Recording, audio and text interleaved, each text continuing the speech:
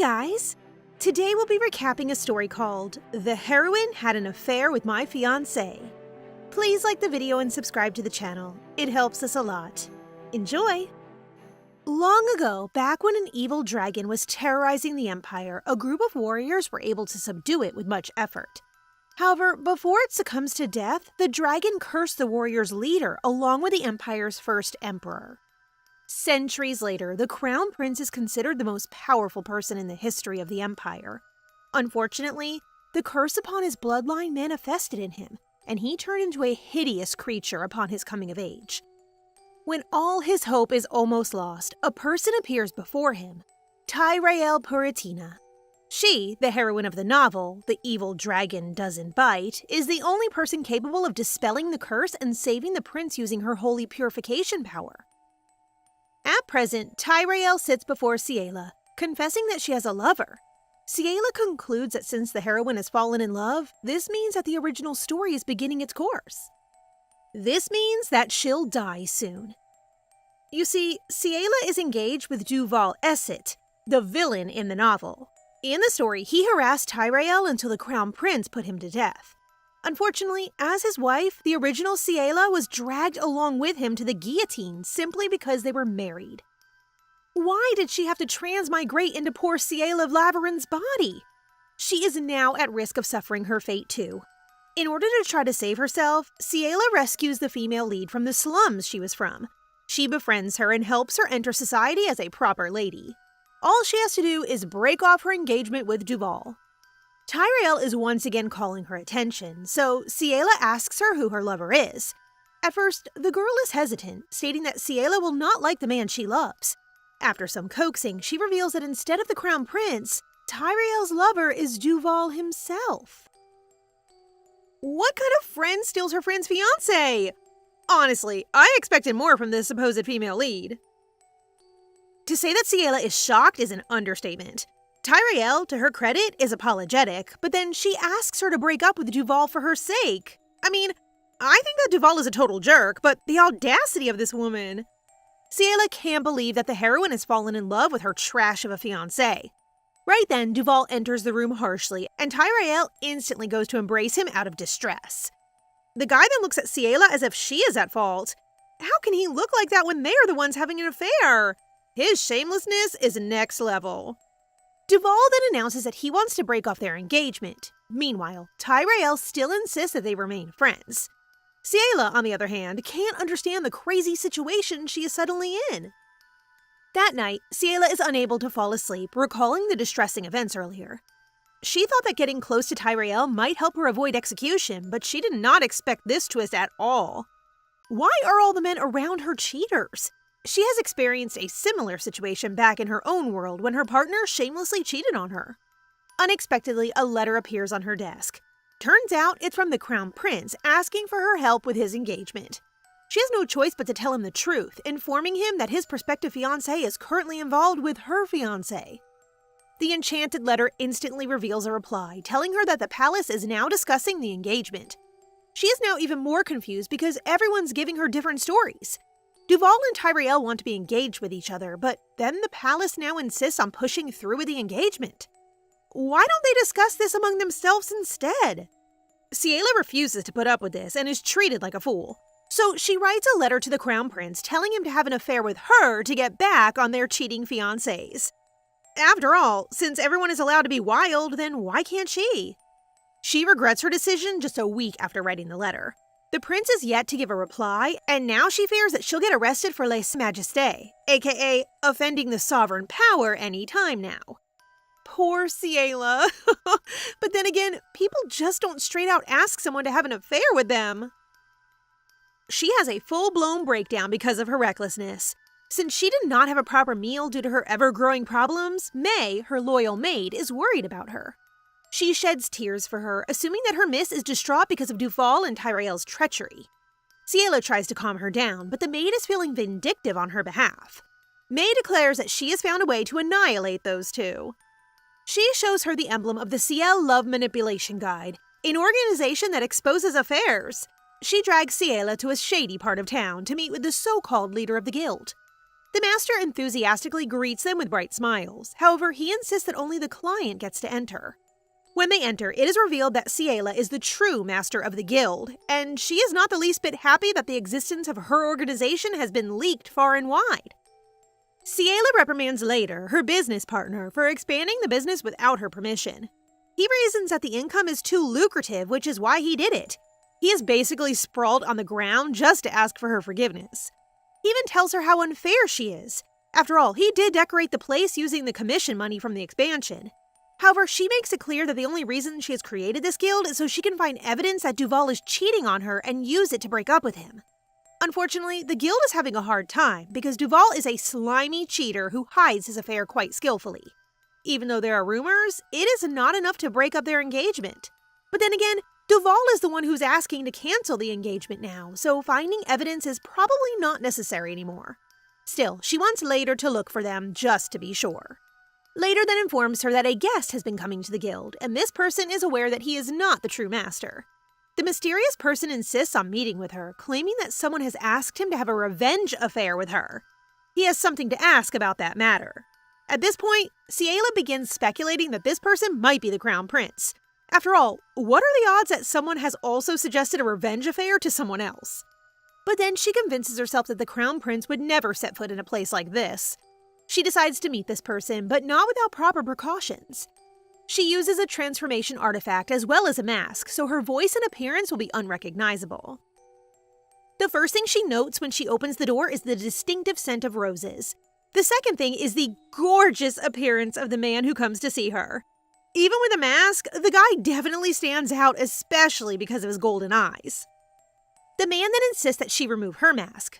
Taking offense, Ciela threatens to leave, but the man stops her. He apologizes, saying that he merely wants to confirm her identity. The man then reveals the reason he is there, pretending that he is asking for a friend. As the man speaks of his friend's situation, the more suspicious Ciela is that it is her own story. This can only mean that this man is the crown prince. He is here to ask for advice because of the letter she sent. The prince then tells her that his friend doesn't actually have a fiancé. When she hears this, she realizes that the person before her is not the prince, for she is pretty sure that the crown prince is engaged with Tyriel. She calms down and listens as the person speculates if the person who asks for the affair might have some special feelings for him. He keeps forgetting that he is supposed to ask for a friend. Knowing that she'll get paid by answering such an easy question, she plasters her capitalist smile on and tells him that the young lady thinks highly of him. With a firm resolve, the man declares that he will accept the lady's proposal. Suddenly, Ciela feels envious of the lady in question. Seems like her crush has accepted her rather unconventional proposal. Ciela asks for the girl's name, but the man suddenly exudes a strange aura and orders her to stand up. Ciela's body, for some reason, feels strange, and she does what he asks. He commands her to forget everything he said that day, and she instantly agrees. But then he comes closer, intending to remove her mask. Desperate to keep her identity a secret, Ciela manages to get control of her body and steps away from the man. However, she seems to have forgotten what had occurred just moments ago. Despite his surprise that she manages to get away from his ability, the mysterious man simply bids her farewell. Days later, Ciela is forced to stay at the guild and work just to evade May's questions regarding her appointment with the guild. She explains to Later that she can't very well reveal the truth to May because for her, as for everyone else, Ciela Labyrinth is simply a weak girl inside and out. After laughing at her expense, he points out the doll she is making, accusing her of cursing someone with it. However, the doll is not what he thinks it is. It is actually an adorable replica of her favorite character in the novel, Crown Prince Renos himself. Later on, she goes shopping for some necessary items that would allow her to travel conveniently. She feels like everything is too late now. There will definitely be a love triangle between Tyriel, Duval, and Renos. Before she gets involved, she plans to leave the Empire. Surprisingly, a guest has been waiting for her when she arrives back home. That person is none other than Crown Prince Renos himself. Ciela tries to calm herself, inviting the prince to the living room. Renos then charmingly gives her a bouquet of flowers. When they are settled, the prince notes that despite not having an appointment, she graciously received him. She can't very well tell him that she knows that he is the crown prince, so she argues that someone who brought flowers could not be dangerous. The prince then comments that she seems to be planning for a long trip based on the things she has bought. The man then declares that he has come to accept her proposal. This gives Ciela the opportunity to greet him properly. He apologizes for not inviting her to the palace immediately, and she does her best to flatter him. Ciela then formally introduced herself, and he did the same. Unexpectedly, he leans closer, gently taking hold of some strands of her hair. He declares that from then on, they are to be lovers. After using his charms for a second, the prince suddenly turns shy. Ciela is quite bewildered that he can be both. Pick a lane, Renos. It's unfair for our hearts if you are charming and cute at the same time. Going back to business, Ciela begins discussing her fiancé's betrayal. She clarifies that the contract has a clear purpose. Until she manages to break up with Duval, they will keep the contract. She asks him for his condition in turn, questioning if he wants a way to win his fiancée back. However, his entire mood changes, asking her what will happen if he doesn't actually have a fiancé. Reasonably, she answers that if he doesn't have one, then he doesn't have to sign a contract with her. This makes the prince think for a second, and then promptly tells her to forget what he said just then. He declares that he accepts her contract and that he will maintain a relationship with her until his fiancée returns to him, and so the two of them are in agreement. They even had to try out the limit to how close they could get to each other. Ciela is definitely flustered, especially when up close and personal with someone as attractive as the crown prince. Oh, she is so lucky! Sometime later, in Rima's salon, a bunch of ladies are doing what rich and pampered women do when they get together. They gossip. The most prominent topic of the time, of course, is the affair between Duval and Tyrell. Their gossiping becomes even more intense when the couple in question enters the salon, flaunting their relationship for all to see. The ladies are outraged that Lady Puratina has betrayed Ciela this way, especially since she is able to enter society because of Lady Labyrinth. What makes the drama go up a notch is when Ciela arrives at the salon as well, with Renos. Things are about to go down. The two couples come face to face, and Duval has the audacity to look angry. The nerve of this man! When the gentlemen leave the ladies alone in the salon, Tyrell tries to talk to Ciela. Unfortunately, a lady swoops in to take Ciela away from that awkward conversation. Ha! That's what you get! You betray her, but you still want to be friends with her? What is wrong with you? When Ciela is asked who is the man she was with, she lies that he is someone she met at the temple. After that day, she and Renos are inseparable. Since she manages to trample on trashy Duval's pride, the man is definitely angry. However, this is not enough to break up their engagement. She needs to strike harder. With that thought in mind, she requests for the prince to go with her to the clothing store. The next day, May is going on a rant about the man Ciela is apparently dating. She insists that her lady deserves someone better than some stranger. As they make their way downstairs, May declares loudly that only someone rich and handsome deserves Ciela, the crown prince in particular. Surprisingly, the prince is already waiting for her downstairs, and he has heard May's tirade. She tries to stop May from speaking, for she still hasn't noticed the prince, but it's too late. Rather than be annoyed, our handsome prince smiles charmingly and introduces himself as the prince in front of the ladies. In the carriage, the prince notes that her maid loves Ciela so much. He looks incredibly amused by what happened that morning. Meanwhile, Ciela is totally embarrassed, asking him to forgive May. The prince assures her that he did not take offense. He is honestly quite pleased that he is the only one who could possibly reach the standard that is considered suitable for Ciela. With her top-tier social skills, she once again flatters Renos, declaring him the most handsome guy in the world. She is so shameless with her compliments. The prince ends up being embarrassed by her words instead. She then giggles upon seeing his cute side. They eventually arrive at the clothing store, and the way they are received only incenses her suspicion even more. The owner is clearly terrified that she has arrived without notice, which means that the rumors are true. Duval is in the store to buy a dress for Tyrell. She insists on entering the store. With a smug look on her face, she vows to strike hard. When Duval finds the two of them standing awfully close, the guy reacts like he's been wronged. He becomes even more enraged when Ciela admits that Renos is indeed her lover. Resigned, Duval admits defeat, saying that he'll do whatever she wants. He then proceeds to declare that Ciela is the only one he loves. Oh, this pathetic man is such a two-faced lying cheater! Naturally, Ciela calls Duval crazy. When Renos comments about the maddening situation, Duval gets in his face, telling him to get lost. Of course, Reno does not back down, challenging Duval even more. Fortunately, Ciela interferes before the situation escalates. She even notes just how good the prince is when it comes to acting. OMG, girl, that man just wants to defend your honor. He is definitely not acting. Suddenly, a voice calls out to her. It's Tyrael. She notices that the dress her ex-friend is wearing is for engagement.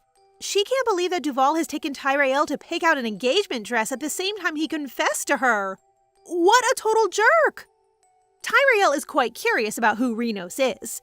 Ciela is quite surprised that the two of them do not know each other. She assumes that the engagement between them was done without them meeting one another. The prince takes hold of Ciela's hand and introduces himself as Ciela's lover. Angrily, Duval grabs Ciela's arm, demanding to speak with her in private. Renos is quick to hold her to him, telling Duval that he can't do whatever he wants with someone else's lover. Duval tells him to get lost once again, shouting that Ciela is his fiancée. Ciela then points out that Tyrael is standing right there wearing an engagement dress for God's sake. Ciela even tells Tyrael that Duval confessed to her only moments ago. Tyrael begins weeping, asking Duval for the truth. Of course, Duval denies everything, assuring her that she's the only one he loves. He is making it seem like Ciela is a liar. After that whole ordeal, Ciela and Renos are about to ride the carriage. She tells him how tired she is, but still, she feels like she has won. He asks her how she ends up with Duval, and she replies that it's because of family business. The prince worries that Duval will not let her go, but she reveals that he is the one who suggested canceling the engagement. She even has a recording of it. Ciela is then curious why the engagement between the prince and Tyrael has been done when they've never met before.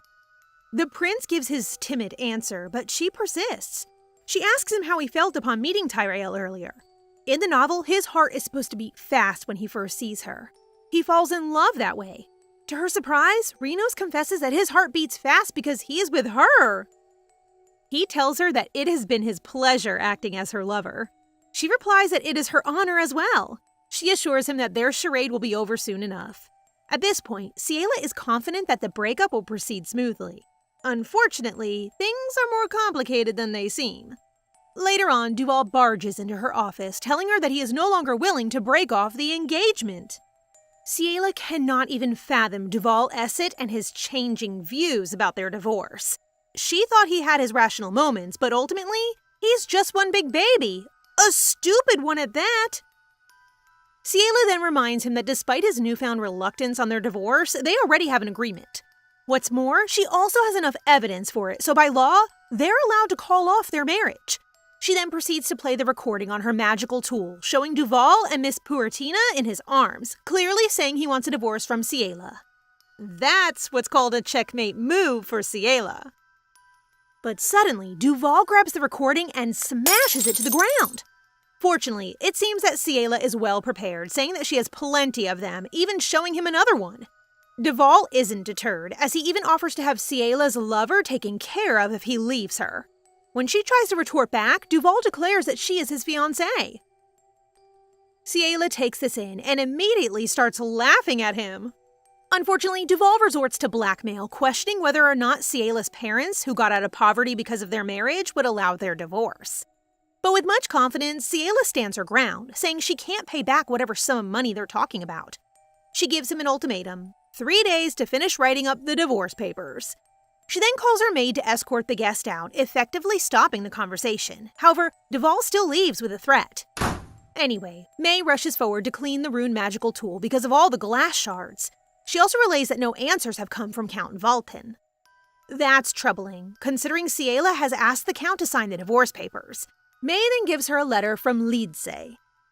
The contents of it prompt Ciela to immediately go to the promenade to catch the Count. But she isn't alone. Turns out the Crown Prince insisted on joining her on her trip. Ciela apologizes since they've been waiting for an hour, thinking Prince Renos is having a hard time because of her. She makes it clear that he didn't have to come, but Renos says it might be dangerous. Even though she only needs a signature? The reason why Count Valtin's signature is needed is because the officiant of the wedding must sign the divorce papers for it to be complete. Renos warns the lady to be careful, but later on, he suddenly grabs her hands, asking Ciela if she likes candy. Turns out the prince noticed a cotton candy shop nearby. The prince reveals that he hasn't had candy, so Ciela decides to prank him a little by telling him to wash his cotton candy. She observes him pouting like a cute little child, and she playfully says the prince has a cute side. Their moment gets interrupted, though, when they spot Count Valten nearby. Night falls, and Count Valten cautiously walks through the streets. He begins to think that he's being followed, but he decides to dismiss it.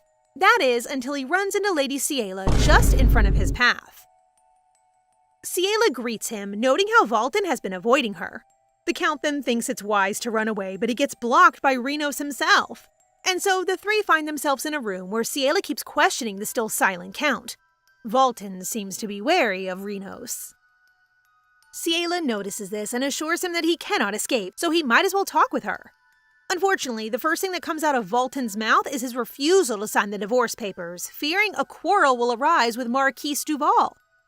Ciela then questions whether or not Duval had bribed him, but the Count gives her a cryptic answer, saying all he hopes is that she and Duval can mend their relationship. That sounds a little bit like gaslighting, don't you think?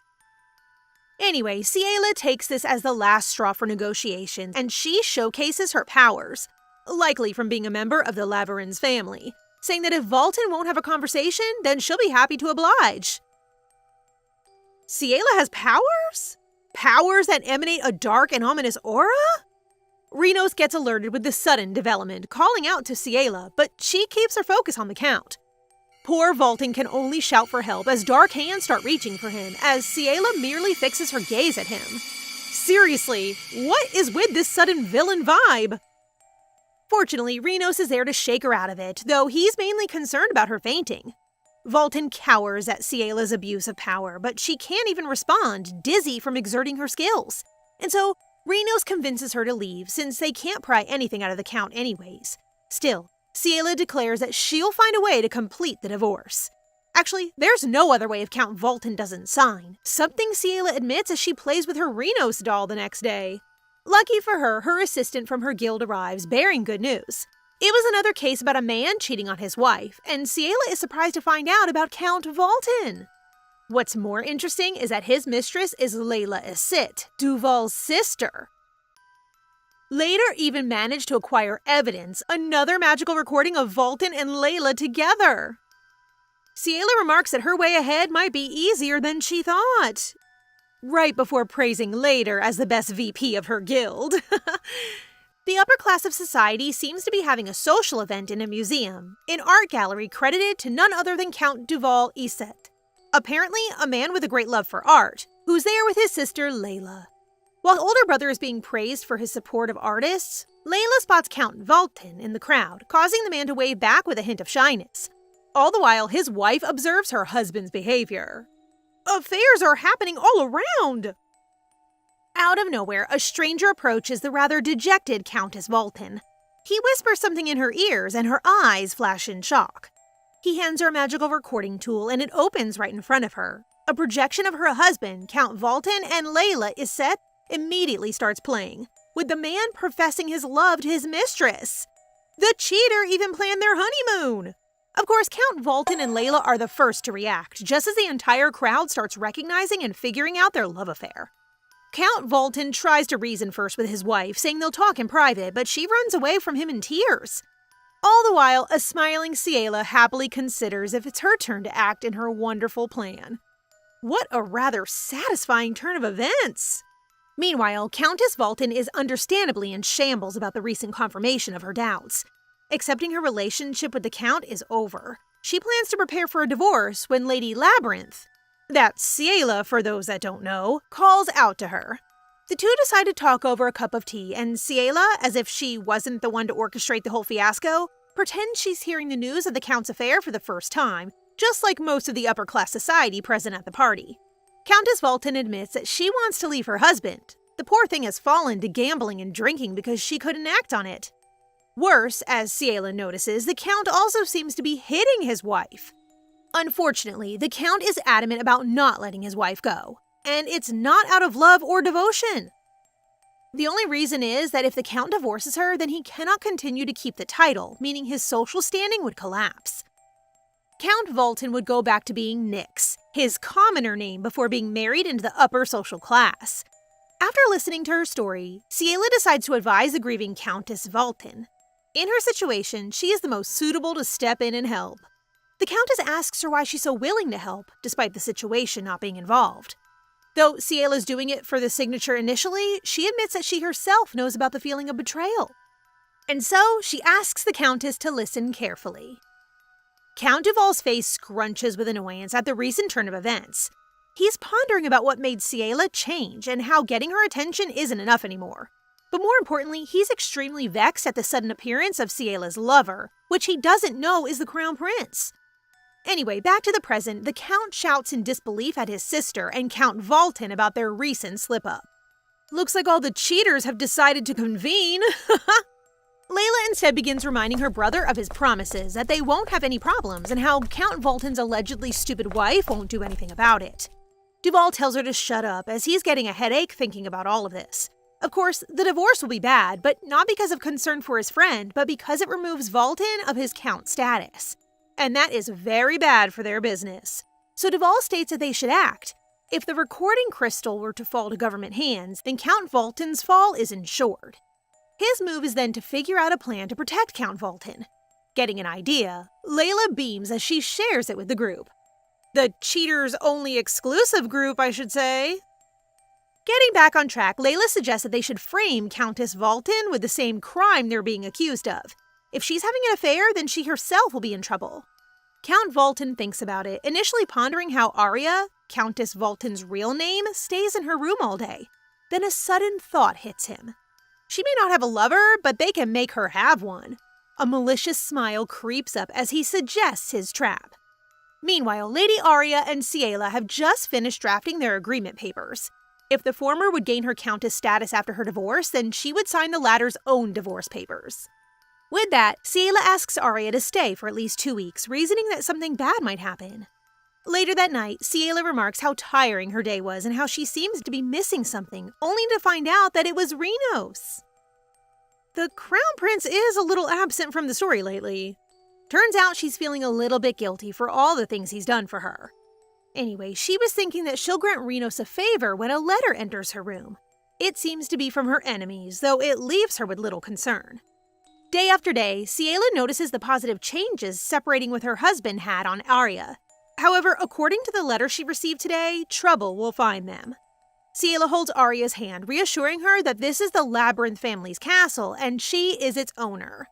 Ciela again with the heroine with villainous vibes. As night falls on the Labyrinth castle, 2 rough-looking men emerge from the cover of the trees. Slowly but surely, they make their way into the castle through a window without so much as a sound. Oh, surely this must be Count Valten's evil plan. The men eventually find their way into a room, possibly where Arya is supposed to sleep. They see a figure in bed underneath the sheets. With a smile on his face, one of them threw back the covers while the other brandished ropes, only to find the bed empty. Suddenly, a voice calls out to them, asking if they're looking for something. They turn, and there she is, Ciela, standing menacingly with the moonlight against her back. If I didn't know any better, she might have been the main villain of the story. She starts toying with the trespassers. Treating them as kids, she warns them not to act like that at night, then suddenly shifts the mood with threats, saying that perhaps the 2 only went there to die. And it becomes even more darker because Ciela's powers start manifesting.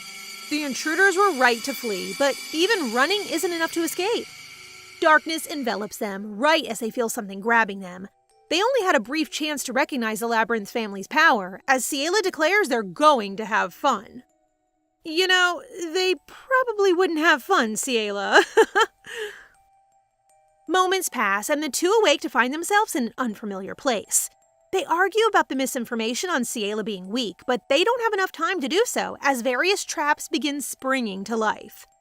They run to a gradually narrowing hallway, but they get distracted from a noise coming from above, and that's when they got hit. Screams start emanating, but from an orb-like sphere, which she calls Labyrinth, generated by Ciela's powers. Ciela herself, though, is still preoccupied at how Arya is the one being attacked when it's her husband that cheated. Anyway, she's got more to her powers. Ciela utters the word Cerberus, and the Hellhound appears out of nowhere with its middle head even answering yes, which creeps out Ciela. Turns out the Labyrinth family are descended from warriors that defeated the evil dragon with their special skills of being able to use evil souls. Use as in to command, with the evil souls obeying them and only them. The only drawback from their power is that it consumes too much for the person, weakening their body and brain. It's the reason for Ciella's sickness, and if she's not careful, that power might consume her. Anyway, she had Cerberus pull out the intruders from her labyrinth orb. The two actually didn't crack after Ciella first questioned them, but a threat to another trip inside the labyrinth did the trick. Meanwhile, Count Vultan is already sipping wine, thinking the task he set was already accomplished. He had the audacity to think Arya's actions caused him to take such dirty methods. However, a group of men suddenly burst forth looking for him. He had been placed under arrest for various crimes, and a teary Arya accompanied by Ciella watches tearfully from outside. Finally, Arya's plight has ended. Arya declares everything to be over, finally, but Ciella stops her. This just isn't revenge enough for what Count Vultan has done, saying that they should punish those who cheat. Meanwhile, the man in question, Count Nix Vultan, or should I say, former Count, finds himself imprisoned all the way for himself. He laments about his current situation, one that's well-deserved, I should say, and even curses one of the women who put him behind bars. His silence and solitude gets interrupted, however, when Arya comes to visit him. Nix is prideful enough to assume she's there to help him. He even calls her his wife all endearingly. Yucks! Nix asks her for the bail money, saying it's his way out. Unfortunately for him, he doesn't even have money now. Nick stops talking, though he notices Arya being silent. The first thing that Arya says when she speaks is that they should divorce. The man tries reaching out to her from behind bars, but she's adamant she doesn't want to live with him anymore. Arya gives him a written draft of their divorce papers, needing only his signature. The title of Countess, the castle, and all the properties will remain with Arya, and Nix gets the gold mine. As soon as he hears this, Nick snatches the document, eagerly wanting to sign. He thinks that Arya is making a foolish decision since she's basically giving him her source of wealth. After he signs the paper, Nick's true personality begins to surface. He doesn't even hand the document over to Arya, but he lets it fall to the ground. With a very smug face, he declares he doesn't need her anymore since he retains ownership of the gold mine. That confidence is short-lived, though, as Ciella walks into the room. Nick thinks he's got the best of Arya, but Ciella reveals he's now in huge debt. Turns out, Arya borrowed a lot of money, and the mine is closed and about to be sold anyway. Nix really thought he finessed Arya out of all of her wealth. His face turns into that of a grotesque, sniveling man as he realizes his situation. With their business with the former Count done, Ciella says to Arya that they should leave. All the while, Nix's shouts and cries for help to his ex-wife echoes around the prison. Back outside, Arya thanks Ciella for her help, and the latter wishes the former to truly find her happiness. Their joyous moment is cut short, though, when suddenly, Ciella collapses. When she awakes, she's already lying in her own bed with her maids tending after her. She is still very tired, though, and she doesn't even get up from her bed. As night falls, a shadow of a dragon is seen near Ciella. Ciella gets awakened from her sleep by a sudden noise. She also notices a cold breeze, though she's unsure if she ever opened a window. Suddenly, she notices a shadow creeping up to her, but this one's that of a human form and is shocked to see the Crown Prince Renos of all people in her room.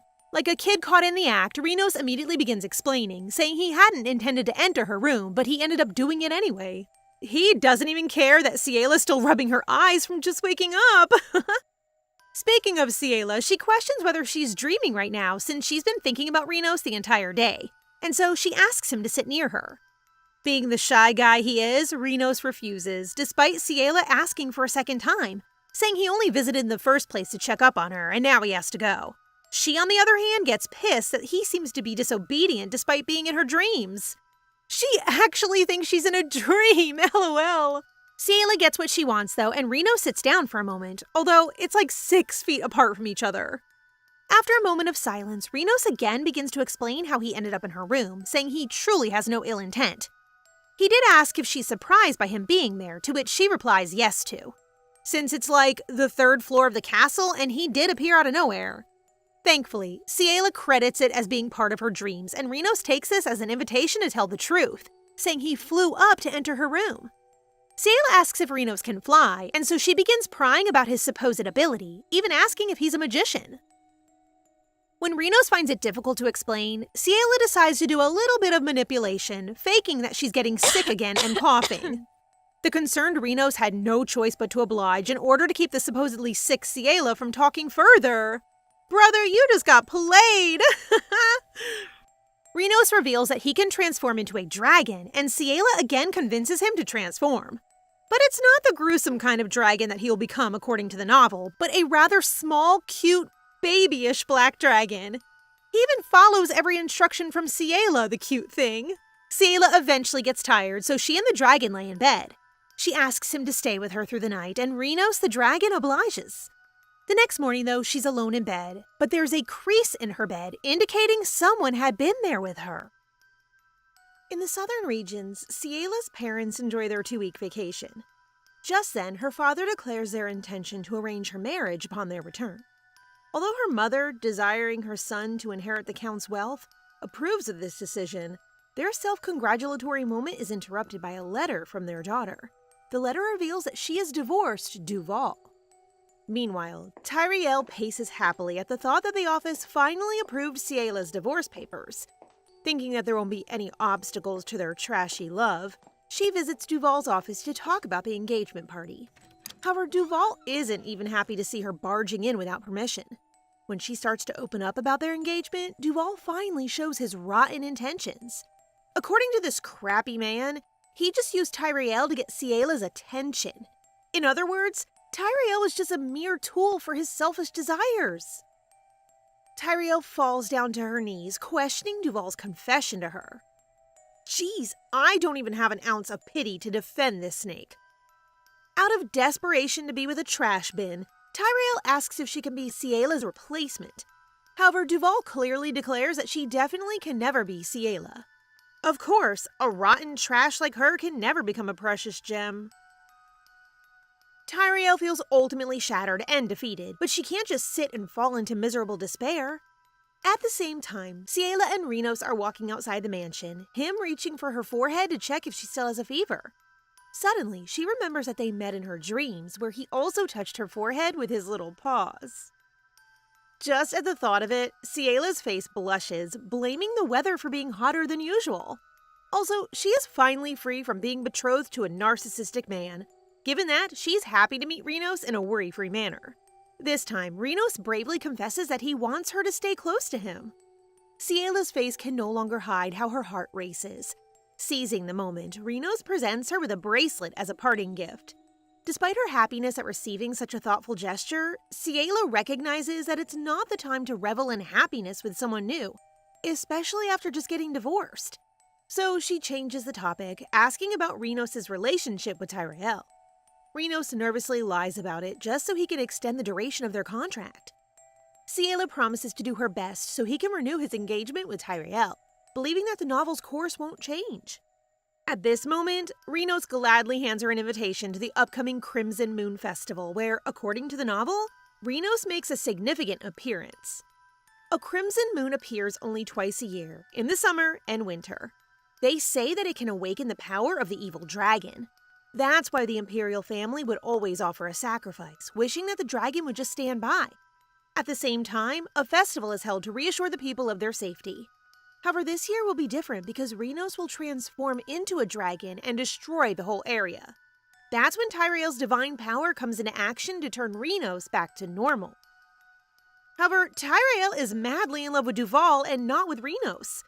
Ciela finds herself in a state of panic, even thinking if he'll be better imprisoned at this time.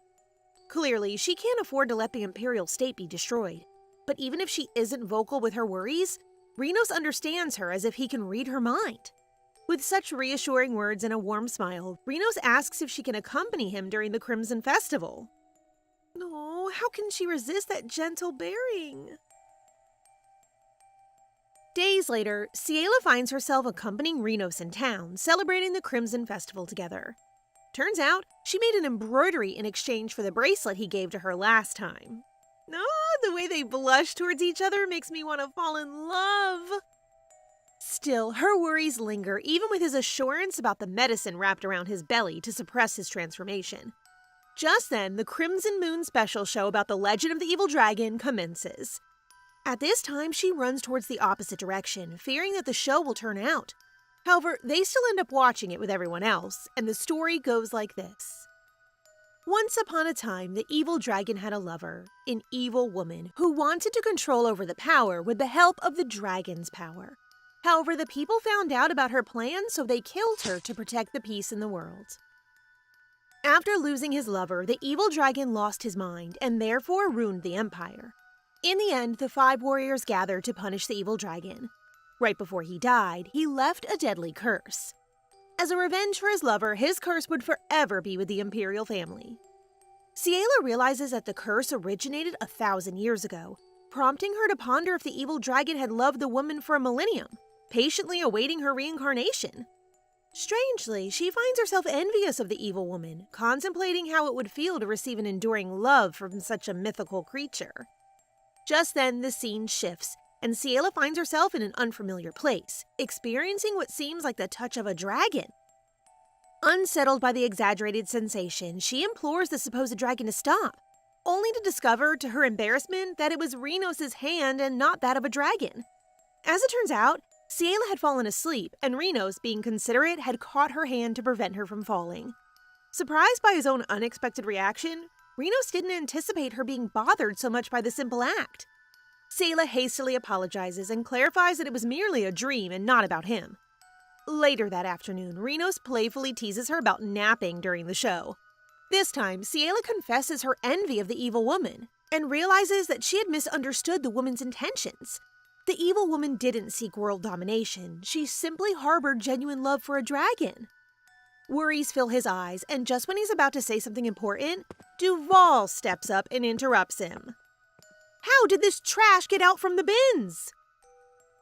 Duval boldly asks for a talk with Rinos because it seems like his plan was ruined because of our majestic crown prince. Duval grabs his shoulders, thinking he can shake him, but no. The audacity of this trashy man to touch him. In front of Ciela, Rinos calmly handles the situation, assuring her of his plan so she doesn't have to worry about anything.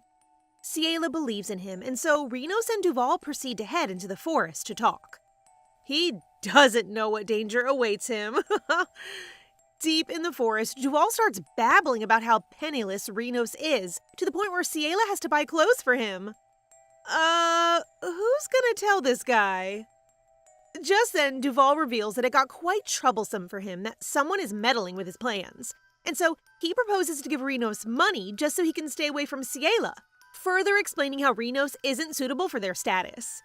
Rinos, who keeps silent all the time, finally makes his move from the unbearable nonsense. He reveals that he can't let anyone have Ciela because of his desire to be with her. As Rinos' eyes turn crimson, mirroring the moon's, Duval falls down to his knees, suffocated at Rinos' mere look upon him. Rinos further implies that he can kill him immediately, but he has to be patient, considering Ciela's fragile heart. If she'll be sad for Duval's death, then that would only spoil the mood, and so he gives him a chance to get lost before he can do something dangerous. With the dragon's ability to hypnotize people, Duval returns home with no memory of what has happened that day. Just as when Rinos thinks that the problem is solved, he suddenly feels a throbbing pain in his chest after using some power. As he's about to drink the medicine, something terrible happens and the vial breaks on the ground. Meanwhile, Ciela has no problem with what Duval might do because, after all, he's just a trashy villain. However, she's still very concerned. As soon as she realizes that there's no sound at all and no Duval yelling out, she rushes to the forest to look for Rinos. Just then, she can't utter a word when she finds his clothes on the floor with no trace of him. However, a shadow of a huge dragon looms over her. As she embraces herself from the dragon's wrath, she hears a familiar sound. As she turns around, Rinos transforms into a cute little harmless dragon. And that, guys, is what we call Attack of the Cutie. The servants find Ciela holding a dirty man's clothes while rushing to her room. They think that something fishy has happened between their lady and her date. Inside, Ciela unfolds the cloth, revealing a little Rinos in his cute dragon form. She hands him a pen and a paper to make their communication understandable. Look at that cute little paw holding the pen! How can this baby harm the Empire? At that moment, Ciela's face registers pure shock as she discovers that a kiss has the power to restore Rinos to his human form. I see what you're trying to do here, Rinos. Rinos shyly responds to her inquiries about the matter. However, this is not the main problem. Turns out he wasn't able to drink his medicine because he transformed into a dragon immediately. Also, he doesn't want her to write a letter to the Imperial Castle. No one knows, even the Emperor, that he can keep his consciousness in dragon form. All they know is the ones written in the books, which are all wrong. However, his difference is still a secret. As long as there is no Crimson Moon, he can change his form freely. Aw, that cute little paw doesn't want to ride anymore. And so Ciela offers him to stay for a while until he turns back into his human form. The little guy is so shocked. Relax, cute guy. It doesn't mean you'd be living together. Abruptly, May knocks on the door and swings it open. Fortunately, Renos quickly employs his hypnotic abilities to make May believe he's merely a winged lizard, not a dragon. Reacting swiftly, he gently slaps her hand with his tail as soon as May attempts to touch him. But when it comes to Ciela, he is as gentle as a feather. Soon after May leaves, Ciela teaches him signs so he won't be writing anymore. In the guest room, Ciela tucks him in bed, to which he cutely suggests that she should share the bed with him. Regardless of his cuteness, Ciela doesn't give up to temptation. The following day, as Ciela is about to prepare breakfast for Renos, distressing news arrives. Her parents were greatly enraged by her divorce, and if she won't reorganize it, she will be terminated. Later that day, Ciela has a rough time sorting out her problem. She vents out how her family is doing well enough without the Iset family's help, questioning as to why her parents still want to sell her to them. Also, she can't be fooled anymore. She knows very well that they want to pass the position of heir to her brother, Gerald. Still, she can't give up. That's why she has to work like crazy to earn a lot of money. Well, it's not like her family knows about her guild. Just then, Ciela starts explaining how she thought she was improving and doing well, but ended up returning to her starting point again in an instant, thinking that all she ever did turned out in vain. Renos asks for her hand and tells her not to be sad because going back to square one isn't a bad thing at all. It may be a sign that another opportunity is about to come, and who knows, it might be a chance to make up for everything she missed. Ciela, deeply touched with his words, notices that he keeps yawning. However, Renos doesn't want to go back to his room. Instead, he wants them to sleep together. This time, Ciela can no longer resist his cuteness, and so that night, they sleep together. However, Renos gets up, grabs a pen and paper, and looks at her one more time. In the letter, he promises to return soon when she needs him. That morning, Ciela wakes up without Renos in sight. She thought he wasn't the type who'd just disappear without any explanation, leaving her full of worries and strangely upset about the situation. But at least he properly bid his farewell in the form of a letter. Day after day, Ciela only misses him more, wishing that he would have told her of his return. Still, the day of the Sapphire Moon Festival Flower Imperial Party arrives, and Renos is still out of her sight. There is even no letter of invitation from him. Ciela has to make an excuse of his absence to May, who immediately judges him as someone completely unqualified for her lady. Ciela herself has no interest in going to the party, but May dresses her up well, which makes her the head turner of the party given her elegance and outstanding beauty. Oh, I hope she'll see him at the party. As soon as she enters the party, the hall fills with ill rumors about her divorce. However, Ciela isn't affected at all. In fact, she's looking forward to turning the tables pretty soon. Suddenly, someone introduces a duke named Ashleta Abshelkte. God, it's rather chaotic than Duval's mindset. Ciela can't remember a man like him, but upon seeing him, everyone bows their heads to pay respect. He has dark hair with red eyes that look like a crimson moon. However, he goes directly towards Ciela and asks her to talk for a moment. Outside, the duke asks why she's alone. Ciela reluctantly responds that she's alone by choice. Later on, she confesses that she's supposed to be with someone, but the situation isn't possible for them to meet. The Duke asks for her partner's name. Ciela answers that he's someone who resembles the Duke a lot. Suddenly, the Duke reveals that he was the one who should have been her partner for the night. With his arms around her, he tells her to look at him closely. Ciela is now getting confused. Just who is this man claiming to be her partner for the party anyway? The Duke further explains he had no other choice but to meet her this way. Also, he decided not to hide anything from her anymore and therefore asks her to trust him. In that moment, Ciela catches the familiar scent of the perfume that Renos typically wears. It dawns on her that the Duke is, in fact, Renos himself. Without hesitation, she seizes his collar, expressing her profound worry and sleepless nights because of him. Frustrated, she resorts to hitting him with her hands, but Renos responds by drawing her closer. offering reassurance that they're together now so she doesn't have to worry again. Just as she's about to grab his neck, she pauses at the sudden realization that she almost insulted the imperial family. Worried of the consequences of her actions, she shyly asks if she'll be punished by death.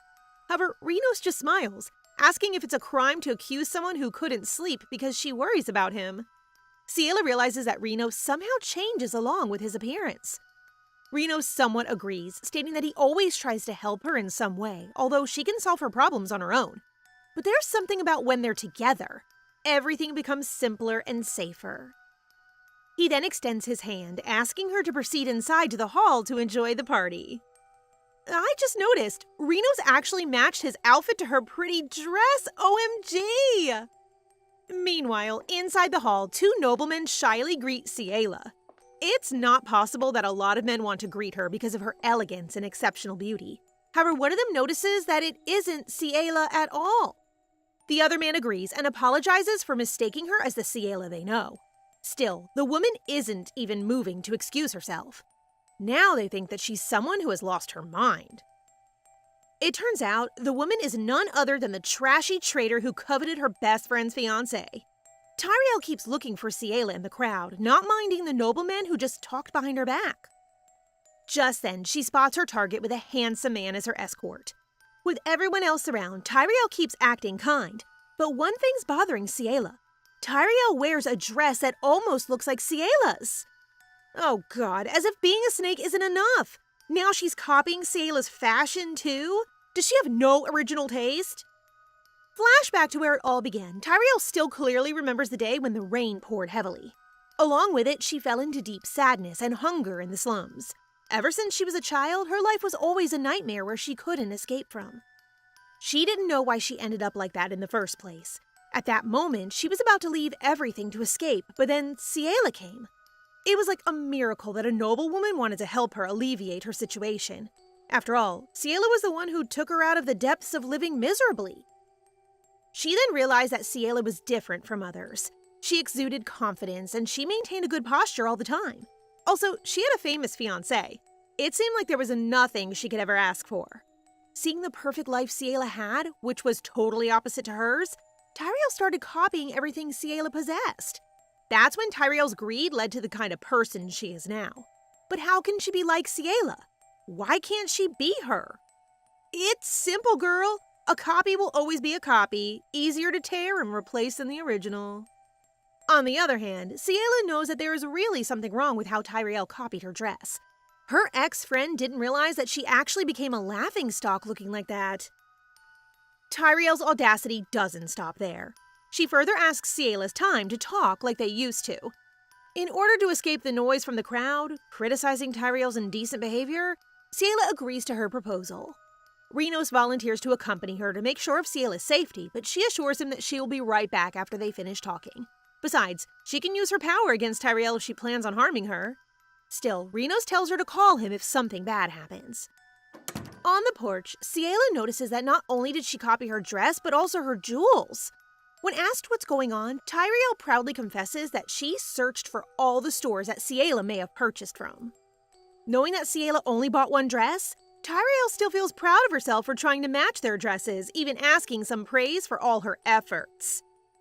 Ugh, she's crazier than Duval! Imagine, Ciela rescued her from living a miserable life, and now she has the audacity to ask if she resembles Ciela? How ungrateful! After Tyrael shows off her outfit to Ciela, she instantly feels something is off. It seems like she badly wants to become like her, even to the extent of copying her style. This is evident in the dress Tyrael is wearing, which closely resembles Ciela's. Oh my, that's weird! Tyrael admits that she desperately wants their relationship to go back to the way it used to. She even confesses that everything was her fault and explains that she has already ended things with Lord Isit. She continues to beg for Ciela to give her a chance. However, it is not that easy to forgive and forget. For Ciela, Tyrael is being too much. It's like she's gone crazy. In fact, she is the one who ruined their relationship in the first place by having an affair with her fiancé. I can't believe the audacity of this girl. And now she dares to make things the way they used to. No matter what she says, it is too late to go back. Whether or not she breaks things off with Duval, Ciela has firmly decided that their relationship is over. Upon hearing her final decision, Tyrael feels devastated. She doesn't know what to do with her life now that she's all alone. She continues to cry, hoping that her former friend might change her mind. Despite her pleas, Ciela is done taking care of her. She will no longer clean up her messes. Lastly, she doesn't want to see her again if she continues to say nonsense. As Tyrael attempts to reach her at the edge of the platform, she almost falls to the ground. Luckily, Sir Ray catches her just in time. Now, everything is in chaos, and the news immediately spreads around. He tries to stop Tyrael, but she insists he stay out of it, saying it is a matter just between the girls. Before things get worse, Ciela requests they go back right away. Afterward, Tyrael walks alone as people continue to gossip about the incident. After people heard about what she did to Lady Labyrinth earlier, she has now become the villain in everyone's eyes. Once she finds a secluded spot, she collapses to her knees in devastation. The thought of losing both Lord Isit and Ciela overwhelms her with depression. Now, she feels completely alone and unloved. In her mind, Ciela is the only one who receives love, a situation she deems truly unfair. Before she spirals into despair, a maid approaches, bearing news of an important person seeking to meet her. Upon spotting the pendant on the maid's scarf, she recognizes the mark of the Empress Consort. It turns out that the person who wants to meet her is worried about the state she's in. Shortly after, she extends an invitation for Tyrael to accompany her. On the other hand, the evil dragon's resurrection ritual takes place in an uneasy atmosphere. Due to the level of importance, all nobility are expected to attend. During the whole event, Ciela is worried that Tyrael might do something bad again. Fortunately, the ritual ended smoothly without any complications. She didn't encounter her again afterward. Later on, she finds herself alone with Sir Ray by her side, waiting for her carriage. He notices she looks tired from the entire event until now. It's probably because of the incident with Lady Puratina. Admittedly, Ciela is tired and the shock has yet to wear off. On top of that, she has never seen Tyrael act like that. She feels anxious thinking about what she might do next. Before her carriage arrives, Sir Ray reassures her that everything will be okay. Now that her carriage arrives, she expresses her heartfelt gratitude to him as she prepares to step in. His assistance has meant a great deal to her, and she's truly thankful. Meanwhile, Lord Isit senses the ominous presence of the evil dragon as he's about to return home. Upon arriving at the mansion, May immediately runs to Ciela with worry.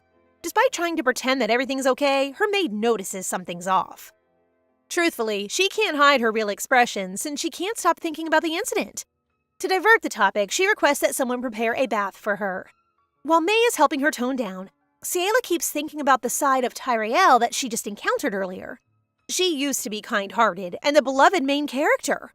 Although she changed the story before, she never imagined things would change this much. There are too many differences from what she knew. Poor Ciela, she's blaming herself. The same goes for Ray, the unknown cursed crown prince who needs to cleanse the curse that had run amok. Previously, when the ruby door was opened, nothing like that happened. He previously stated that everything documented in history is altered. The cause of this change remains a puzzle. Thus, Ciela has been clueless about his statement until now. Looking back, things were strange from the time he easily accepted her request for a revenge affair. He later approached her after assuming a new identity that no one recognized. Now, she is starting to doubt Ray's motives because it's questionable how he's willing to go to such lengths for her when she's only his contractual partner. What could he be hiding? After taking a bath, Ciela proceeds to the study room instead of coming straight to bed. May approaches her, looking like she has something to say. Eventually, she discloses that the Marquis has sent another letter. His arrival is imminent, and if he discovers that she hasn't re-engaged yet, she'll find herself in serious trouble. However, she will not let it happen. She swears to protect her people with her power. The following day, Liathurner arrives at the mansion as requested by Ciela. Getting straight to the point, she initiates a conversation about the guild. It is common knowledge that she founded the guild as a means to break off her engagement, and recently, she achieved success in doing so. However, a problem arises. Her father has no intention of severing ties with the Isit clan. Normally, clan alliances are much like business deals, but to resort to blackmail is no different from selling her off. In truth, Ciela's father would go to any lengths to arrange a marriage in that family. He is unaware of the resentment she holds towards the Isit clan. The dilemma lies in her ability to disclose her possession of a significant sum of money, as it originates from the guild, a clandestine organization.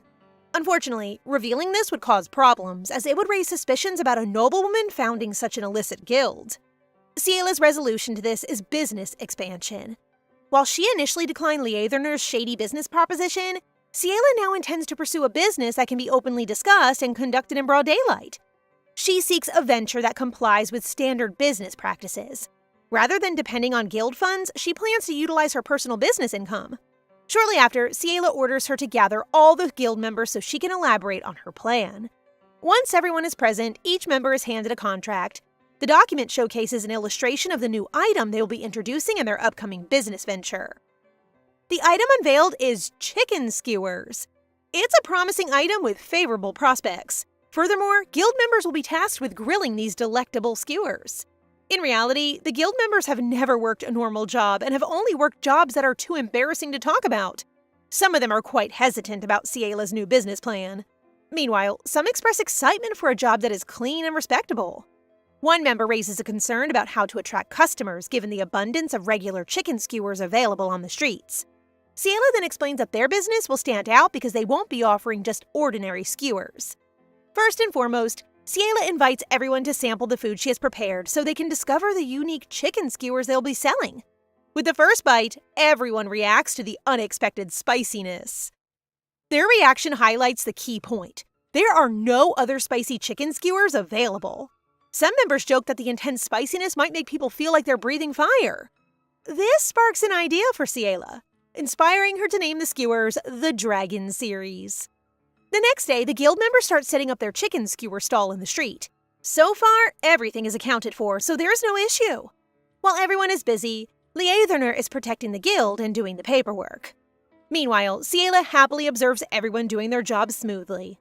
Momentarily, Ray approaches her in the guise of a lizard dragon. This way, he wouldn't stand out much, especially since her older brother from the temple and the Duke of Yuzokti are making things complicated. Some weird rumors are totally going around. Upon seeing the menu, Ray feels upset about the name, thinking that they are serving dragon skewers. In Ciela's defense, it's not a real dragon, and she was just thinking of an impressionable name. In order to prove that it is purely chicken, she lets him try it. As he takes a bite, the reaction on his face shows that he loves it. Nearby, a child watches in amusement as a flying lizard enjoys something tasty. Thus, he asks his mother to buy one since he wants to try it as well. Since it's for a child like him, the server provides the lowest level of spice for him. Despite being the mildest option, it still packs a spicy punch. The child complains, so his mother eats it instead. However, even though it's spicy, it still tastes good. The child starts having tantrums as he tries to take the skewer from his mother. This commotion catches other people's attention. As a result, everyone proceeds to the stall to try it. There are 3 levels of spiciness, and a man volunteers to try the hottest one. Meanwhile, Ciela is delighted to see her plan come together. Her primary goal now is to ensure that as many people as possible become aware of luminous merchants, the first step in her business venture. The sight of a flying lizard eating chicken skewers amuses the children gathered by the stall. They even ask Ciela if it's her pet. Since they are asking for its name, she ends up naming it Piki because of the sound it makes. Ray, who is both the crown prince and the evil dragon, finds it cute as well. The success of the guild's business on the first day is all thanks to him. When the day ends, all the ingredients are already out. Moreover, the sales report is being delivered to Ciela. In addition, all the customers are informed that a portion of the profits will be donated to the temple as requested. In reality, it's not necessary to give a portion to the temple since the profit isn't that much. No matter how well the business goes, there is a clear limit to the money they can make. However, it's not how much they earn. In the first place, money is not Ciela's goal. Rather, it is to spread the word about the newly established merchant guild, Luminous, to as many people as possible. On that note, Duval Acit finally hears about Ciela sponsoring the newly established merchant guild. He finds it ridiculous that she's trying to back it up after the annulment. On top of that, he thinks that she must be struggling to survive without his family's support. As expected, selling skewers in the park stall seems like her funds are quite limited. Since most of the business associates connected to his family have turned their backs on the Labyrinth family, joining hands with an established merchant guild is not enough. Duval Acit anticipates Ciela's business to fall on its own without him having to do anything. Ugh, I hate him. He's so cruel. Anyway, he is waiting for Marquis Labyrinth to arrive since talking with him is much easier than with Ciela. However, it is reported that he's currently stuck due to his carriage suddenly breaking down. He might take longer than expected. So Duvall orders his aide to keep in touch with the Marquis and, if necessary, mobilize their people to bring him to the capital as soon as possible. In addition, he orders to continue monitoring the luminous merchant since he wants to see how it goes down in flames. In the following days, Ray returns to his human form now that he's alone with Ciela. She has been pushing herself too hard recently, visiting the stall every single day without fail. He assures her that she's doing it because she's worried that the Acete family might interfere. Given Duval Acete's hostile character, he won't just sit still if things go well with her, thus she can't afford to let her guard down. Aside from him, Ciela is more concerned about her father. Even though she hasn't said anything more about his situation, Ray already knows that it will take time before the Marquis returns.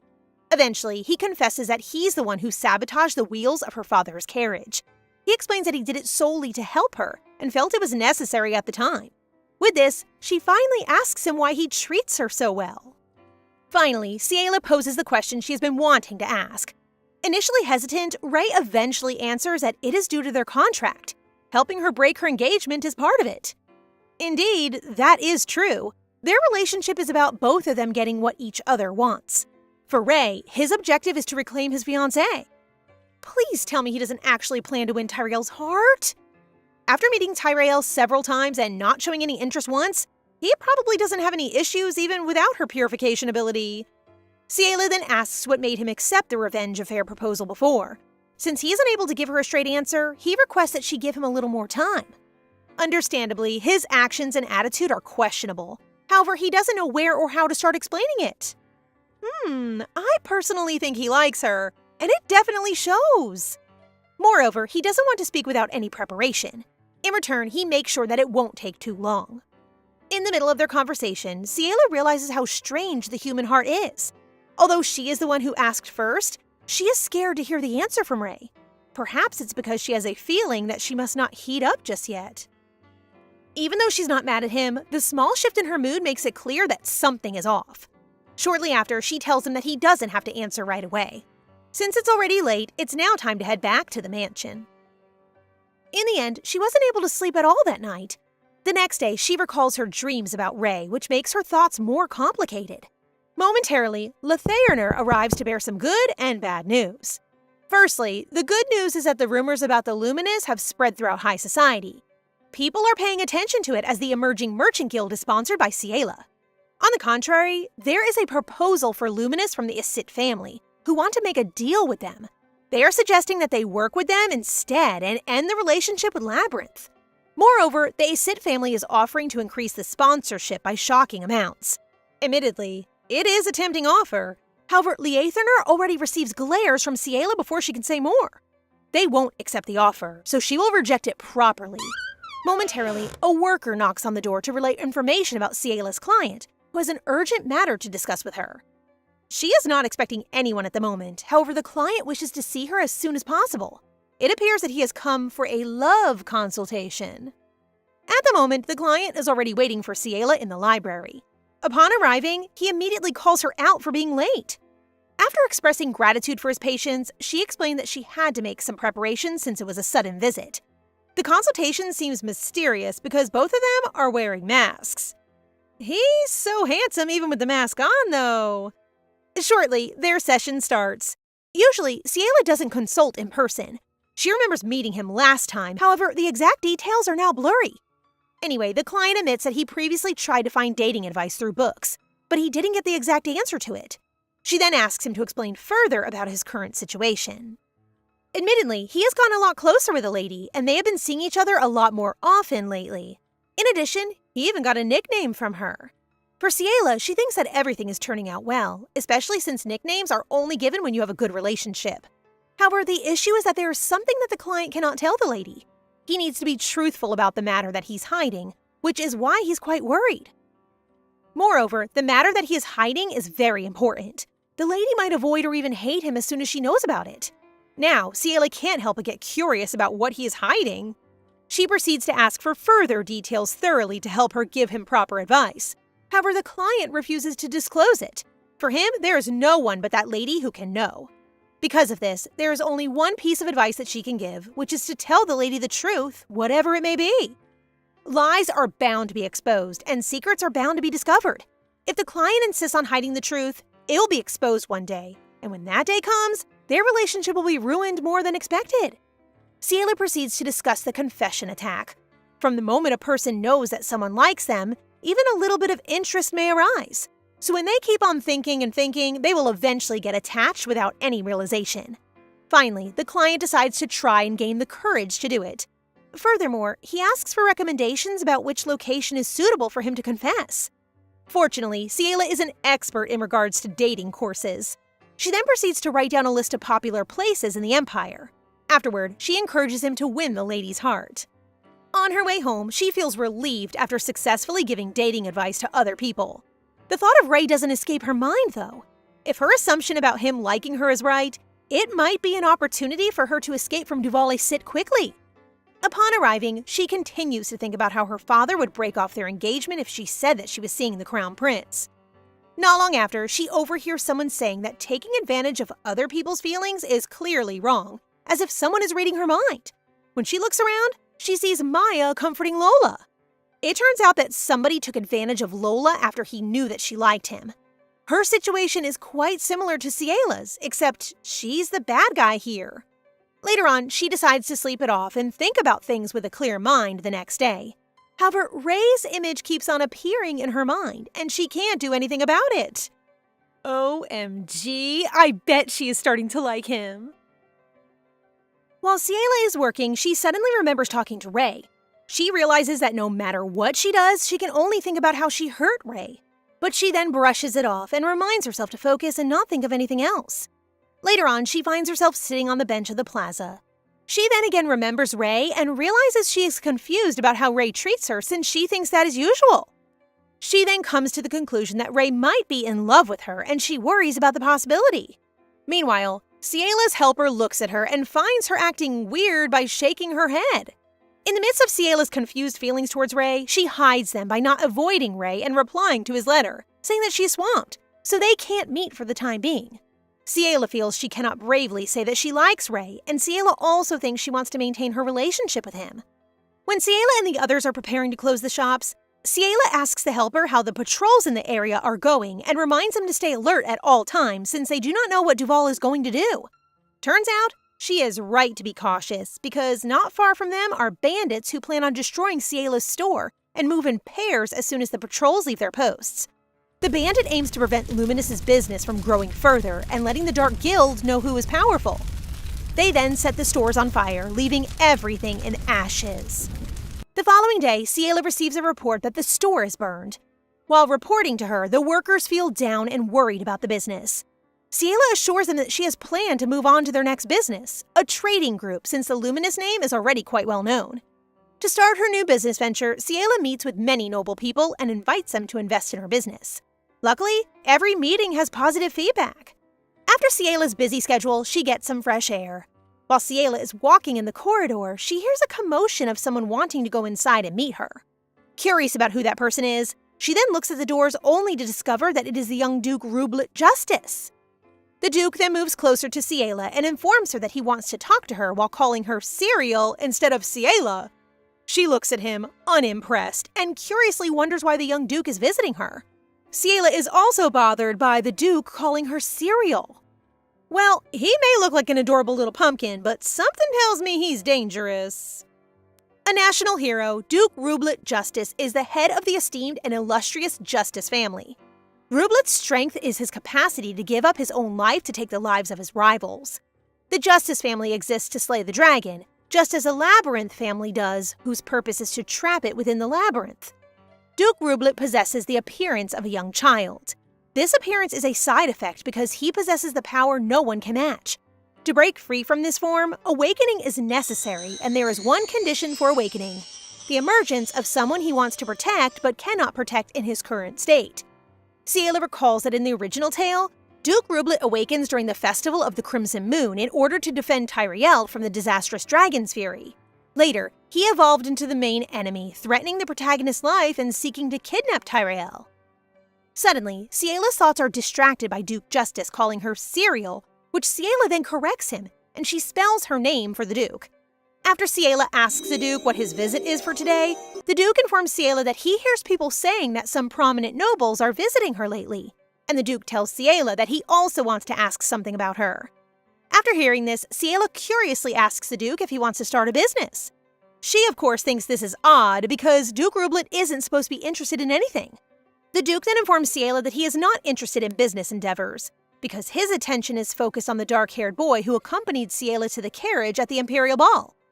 Ciela is shocked to hear that the Duke remembers Ray since, during the Imperial Ball, Ray mentioned that he manipulates the people's memories. Thus, no one can remember the Duke Abschlechti ever attending the ball. Duke Rublet then tells Ciela to inform him if she knows anything about the person, since the other nobles he asked admitted that they do not recall the person's name. The Duke also informs Ciela that he only remembers the ominous aura he feels with the dark-haired man, and finds it very suspicious. Thus, he asks Ciela if she knows anything about the man, since they look close that night. Ciela then acts foolishly while telling Duke Rublet that she is not sure which dark-haired person Duke Rublet is talking about. Duke Rublet notices Ciela's foolish expression, and thus concludes that she does not remember the name of the dark-haired person at the party. Duke Rublet then gives Ciela a necklace, telling her that it is an apology for visiting her without a preamble. But Ciela then tells him that she can't just receive a valuable gift. Duke Rublet then threatens her that he will not leave until Ciela agrees to accept his apology gift. Persistent little guy! Looking at the necklace, Ciela unwillingly agrees to accept it after Duke Rublet announces that he will leave and reminds Ciela to inform him if she remembers anything about the dark-haired person. As they are about to leave the room, Ciela and Duke Rublet hear a beep sound like a doorbell, but Ciela tells him that it is nothing and continues to escort the Duke out of the room. Meanwhile, we can see Ray in his tiny dragon form making a beep sound as it flies away from the tree near the room. As Duke Rublet is about to ride off in his carriage, he looks out the window of Ciela and thinks that his intuition cannot be wrong, and that what he feels from the guy is definitely the energy of an evil dragon. Ciela questions Liether about the state of the guild later that night. Since she's not there, Liether jokes that they are going bankrupt. Thus, Liether goes on to lament that his face is becoming earthy in color, and that Ciela is taking advantage of workers. After that, Ciela asks Liether in jest how much money he receives and if this is exploitation. Ciela even suggests that Liether utilize this as an occasion to report her to the Dark Guild for his exploitation. Following their jesting, Liether informs Ciela that the new business is off to a stronger start, and that the nobles' reactions are also positive. After that, Liether tells Ciela that he worries a little since Count Acit's family controls the sponsorship business closely. Ciela reassures Liether that there's nothing to worry about because she trusts them. Ciela then instructs Liether to do a background check on the nobles since she plans to draw them to her. Thus, Liether agrees and informs her that he will send her the information. As she is about to finish, she receives a magical correspondence with the imperial family symbol. Ciela is then compelled to respond to the letter because she cannot disregard a letter from the Crown Prince. According to the letter, the Crown Prince asks Ciela whether she is so busy these days that she cannot visit him, even briefly. Ciela responds that she is swamped. In response, the Crown Prince tells her he wants to go somewhere with her.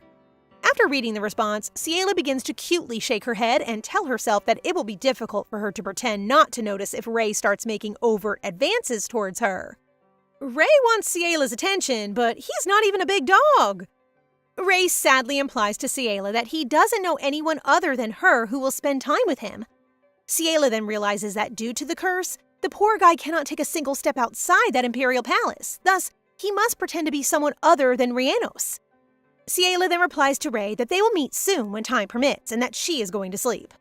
While Ciela is drinking her tea the following day, Ciela reminds her butler to inform her if Earl Kettleton will arrive.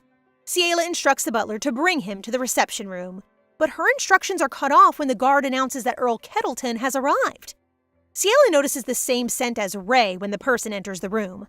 Ciela then moves close to Ray and asks her what he is doing in her house. Ray innocently tells her that he is there to talk business with Earl Kettleton. Meanwhile, the real Earl Kettleton is sleeping peacefully in a carriage. Seeing that Ciela knows who he is, he then charmingly asks Ciela not to avoid him today. How can you avoid a face like that? As Ciela and Ray walk around, Ciela suddenly remembers how Ray evokes her sympathy with his handsome, pitiful face. Ciela remembers Ray telling her how frustrating it is to be stuck with a crossbow again, and if it is not for Ciela, Ray would not have anyone to spend time with, which causes Ciela to go off guard, and she is forced to join Ray. Ciella's thoughts are interrupted when Ray calls her and asks if she wants to go to their usual dessert store, which Ciella curiously asks Ray if he also likes. Ray tells Ciella that he comes to like the dessert store too. Ciella then asks what he likes, and Ray replies that the store is very famous for its grape tart and that they need to try it too. While Ciella enjoys the grape tart in the store, she tells Ray that it has been a long time since she ate something. Ray smiles at Ciella and says he's glad it suits her taste.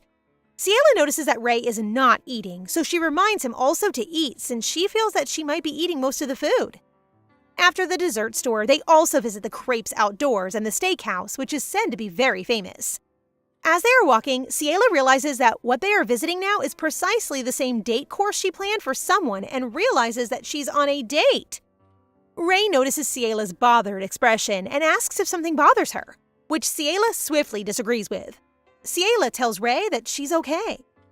Ray then asks Ciella to look at the sunset together, and Ciella asks if it might be about time to head home slowly.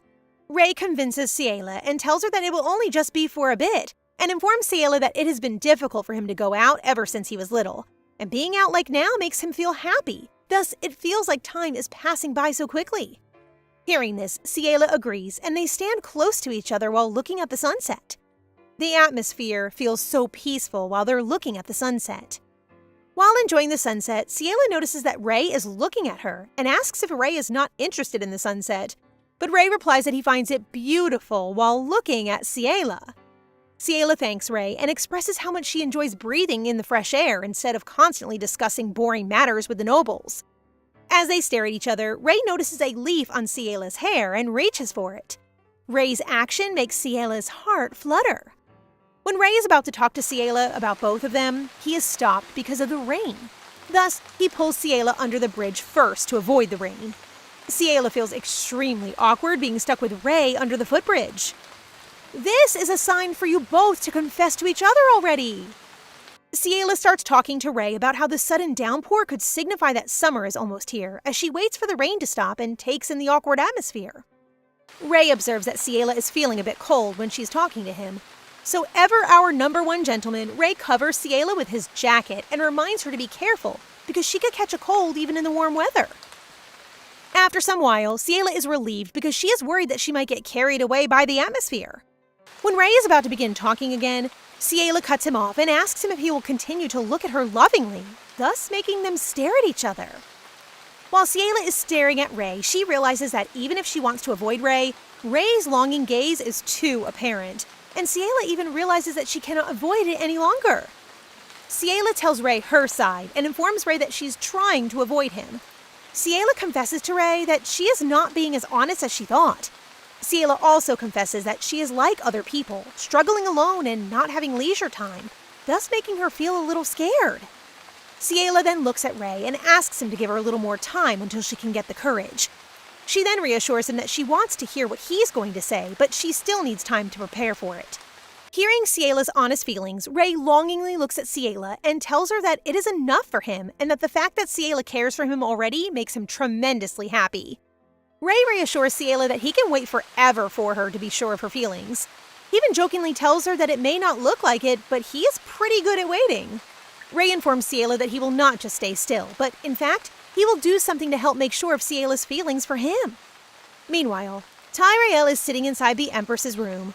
While drinking tea, the Empress tells Tyrael that it is raining a lot and that it will be hard for her to return home due to the heavy rain. The Empress then tells her that she should not have called her very late. But Tyrael reassures the Empress that it is okay and that she will always come whenever the Empress calls her. The Empress then praises her and tells her that she speaks beautifully and the Empress likes her. Tyrael feels confident and smiles at the Empress after hearing the Empress praise her, while replying to the Empress that she feels glad of what she said. The Empress then informs Tyrael that she is glad that she is on her side. Tyrael replies that she will do anything the Empress commands her to do. Hearing Tyrael's replies, the Empress then informs her to prepare since it is time to take back what is theirs that Ciella Labyrinth took. It is evident that the Empress is wicked. Tyrael curiously asks the Empress what she means by getting everything back. The Empress explains to her that from the very beginning, Ciella wants to break off the engagement with Aceit, and when Tyrael says that she loves Aceit, Ciella suddenly changes her attitude and then proceeds to get the attention of Aceit and makes Aceit stay away from Tyrael. The Empress then starts to brainwash Tyrael by telling her that Ciela stole the affection and attention that Tyrael should receive. The Empress explains to Tyrael that Ciela only pretends to care for Tyrael, but in the end, she humiliates her in front of everyone. Hearing everything from the Empress, Tyrael then believes that Ciela is doing everything on purpose. Seeing that Tyrael believes her, the Empress then informs her that she will receive the most honorable and highest position in the Empire, which Tyrael easily believes is the Empress. Next, the Empress is in the room alone and happy that Tyrael is easily persuaded, just like giving candy to a child. She then remembers her plan to keep the Crown Prince under her by using Tyrael's abilities, and giving Tyrael the position of the Crown Princess is a good thing. The seat next to the cursed prince. The next day, while riding in a carriage, Ciela remembers her date with Ray and feels embarrassed by what she told him. Ciela's thoughts are cut off when she arrives at Arya's place. Ciela is warmly welcomed by Arya, and as they are walking around the garden, Ciela informs Arya that her money donations are too much for the guild. Still, Arya assures Ciela that nothing is compared to the help she receives from Ciela. Hearing what her companion just said, Ciela expresses how grateful she feels for Arya. Arya then tells her that she will do her best to help in her business and also to make Ciela increase her connections. Arya proceeds to inform Ciela that she can increase her connection by receiving the Summer Star. Still, in order to receive the Summer Star, Ciela must make a considerable contribution to the Empire, which is very hard but not impossible to do at all. Hearing Arya's suggestion, Ciela then asks for a favor. Later on, a man is waiting nervously outside the gates. He asks himself why the daughter of the Marquise is looking for him. Feeling nervous, he is about to leave but is stopped by Ciela. Ciela warmly welcomes the guy, Apel. Apel then nervously reports to Ciela that he is being called to meet her. Ciela then informs Apel that she is the one who sent Apel the letter and invites him inside the palace to talk. Looking at Apel, Ciela recalls that in the original story, Apel is a person who knows how to create something, but he is worse at dealing with other people. However, Ciela knows that behind Apel's nervous and trembling tension right now, Apel will be a great wizard. The teacup is evidently shaking as its holder raises it for a sip. Apel is obviously nervous, and this does not go past the sight of Ciela, who is sitting across from him. Well, who would not be nervous if the lady of the family who contributed to the founding nation is sparing him her attention, right? After all, how could she be right in front of him, a man who is a nobody? He is merely someone who has been treated like nothing but a fraud because of his ideas. Amidst his hesitations and doubts he has for himself, she assures him his innovative products, especially the scroll, interest her greatly, and with that, she wants to help him with their development. Her support surprises him, making him feel an upsurge of excitement as he explains matters concerning his invention, a magical paper that can restore mana immediately. However, due to the lack of support and investment, his invention remains underdeveloped, and the lack of resources slows the progress even more. He needs a specific ore. Fortunately, the lady knows of it and even has access to it. Well, perks of having a partner who owns a mine. The story is still the same. The inventor still needed black magic stone, Ray-Ben, to proceed with the development of the scroll. Now, she hopes that she can fasten the invention of it. With her offer, she needs to know how long it will take to finish the invention of the scroll. But his answer does not satisfy her. The making of the scroll cannot take half a year. The Summer Star Award ceremony is fast approaching. Hence, she declares that it should be finished within a month. After all, she shall receive a huge number of Ray-Ben from Arya for this production. But there is another problem. The last magic formula is written in an ancient language he cannot decipher. As she holds the formula, she sees Ray, in his cutest form, a tiny dragon peeking through the window. As she welcomes him, he finds a piece of paper and asks her about her visitor, even highlighting if it is a man. The lady quickly responds who it was and what was their agenda. She even shares their last problem for the invention, the ancient language used in formula, but the Lord seems not to be listening. He is rather busy with the formula. Before she can finish her words, the Lord hands her the scroll, and alas, he has solved it already. Looks like the development of the scroll will go smoothly, all thanks to Lord Ray. According to Apel, there is no one left who can speak the ancient language used in the formula, so it is beyond amazement that Lord Ray was able to solve it instantly. Perhaps his dragon form aided in his knowledge? But either way, there is no response from him but a cute little peek. She calls for a helper, May, to send the inventor a message telling that all the formulas are solved. Later on, she and Ray, still in his dragon form, personally visit the inventor in his place. His place looks quite unstable, so she is hesitant to knock, but before she can even touch the shabby wooden door, it opens, revealing its owner, who seems to be unwell. He looks like he has not been sleeping for days. His skin is pale and has garnered dark circles under his eyes. But to him, his health and looks do not matter at the moment. He invites him inside his abode while apologizing for his messy home, with paper scattered on the floor. But it did not matter to the lady. It is only right to personally visit the inventor she favors. She hands him the formula they have solved to try for an experiment.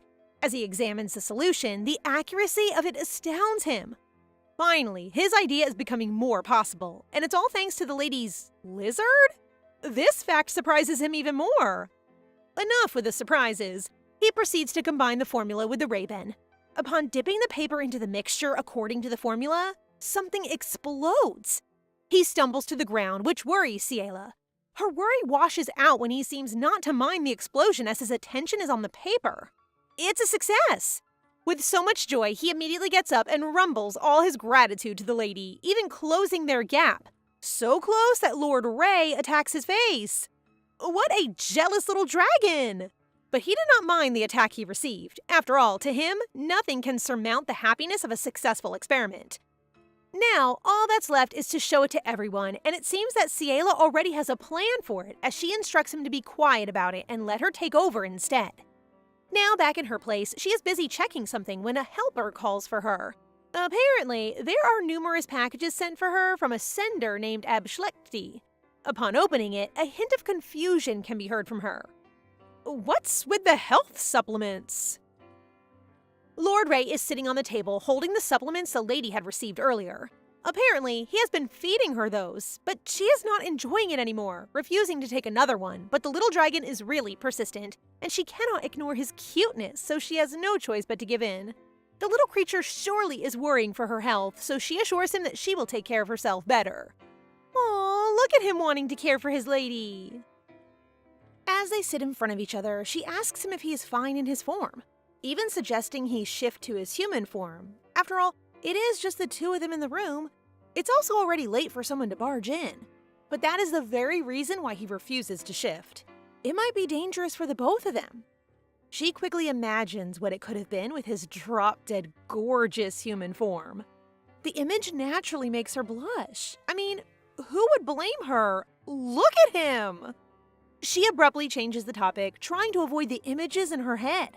Her attention is now on the scroll, the time and place to properly showcase it. It seems like there's no such place that will satisfy her target audience.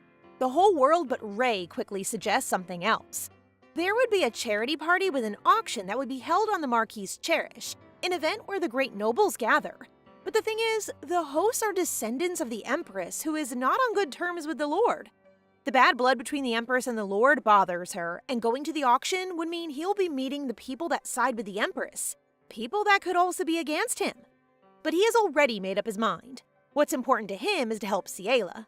In return, he makes a request, a promise. The day of the Cherish Foundation approaches, and as expected, many influentials are attending. They're gathered in one spot gossiping about the host of the event, and it seems like they're also mocking the Labyrinth family, taunting if a new business venture can match the standards of the Cherish Foundation. As if on cue, Ciela, the Lady of the Labyrinth, arrives with an oozing confidence, thanking them for the interest they are showing in the summit under her support. After gracing them with her unfazed charisma, she turns away from them with the determination to have them begging for the scroll after the auction. But upon walking, she recognizes Duke Rublet Justice. How come a man who is not the type to attend such events is present? She wants to hide, but before she can conceal her presence, he already notices her. Having no choice left, she entertains the man. Upon greeting, he notices the necklace he has given her. He showers her with compliments that make her feel strange. She already needs to exit to prepare for the auction. Before she can excuse herself, another man makes his presence known, Mr. Abschlechti, aka Ray in his dashing suit. His appearance perks the curiosity of the Duke, as he does not recognize his name. But the newly arrived man did not care about the Duke. Rather, it was taking Ciela away from him. Perhaps jealous? Mr. Abschlechti being possessive over the lady is not what caught the Duke's attention, but rather her necklace that is now glowing. The necklace he gave to her glows as it detects the evil dragon's energy. The identity of the unfamiliar man is now clear to him. Ciela steps up, defending Mr. Abschlechty behind her, stating to the Duke that it is not the right place to discuss the man's identity as it can cause disturbance to others, and the Duke surely does not want the place to be noisy. Well, she doesn't even want to make a big deal out of it. A tension between the lady and the Duke is forming, but the man knows very well that it would be difficult to deal with the evil dragon in the labyrinth. Their pairing is unexpected to him, and all he sees are dangers and threats. But it seems like there would not be any trouble to be caused by the dragon, so he chooses to let them go. For now. This smells like trouble for the future. As the justice leaves them, he sighs in relief. It was a nerve-wracking situation for her. However, the man beside her is just smiling. How can he smile at her situation? Well, she just protected him by confronting the Duke, and it is enough to make his heart happy. His appreciation draws him closer to her, enclosing their gap, promising that in return, he would protect her at all costs, even if it would cost him his entirety. But before the space is gone, the MC announces the start of the auction. It's time. They divert their attention to Appel, who is anxiously presenting his invention, the scroll. With a bead of sweat on his forehead, he explains his innovation, a paper that when torn enables magic to a person even if he's not a wizard. Everybody is intrigued and at the same time hesitant about this product. How could it be possible for one to possess magic in such ways? Could it be a scam? Everything is going according to Ciela's plan, even the part where everyone doubts the invention. Of course, they are prepared to let the people experience the scroll firsthand. Marquise Wilhelm, a person who doesn't believe in magic, volunteers to test the product. As the Marquise receives the scroll, he makes it clear to the inventor the consequences. If ever it is a scam, it would be hell for him. With nothing but doubt, he tears the scroll, and behold, fire emerges from his hand seemingly out of nowhere. Everyone, especially the Marquise, is surprised by what they've seen. The power of the scroll is real. Instantly, everyone has a change of heart, demanding to possess a scroll. Their personal demands are becoming chaotic. He immediately redirects them to Lady Ciela, the sponsor of the merchant. They crowd over her, all demanding to be served first. After a very hectic day, Ciela is with Ray by the balcony. He's congratulating her for the huge success of her business. Instead of acknowledging it as her own success, she thanks him for solving the formula instantly in his cutest form. A description he denies as a man. Her teasing dies down, and he bravely asks for her answer to his question before. He carefully extends his arm, inviting her for a dance, which Ciela gladly accepts. After all, there is no reason for her to decline a hand that is gently offered to her. His request before was for her to dance with him during her happiest moment, a request so pure and lovely. They sway with the soft melody of the music, being one with the rhythm.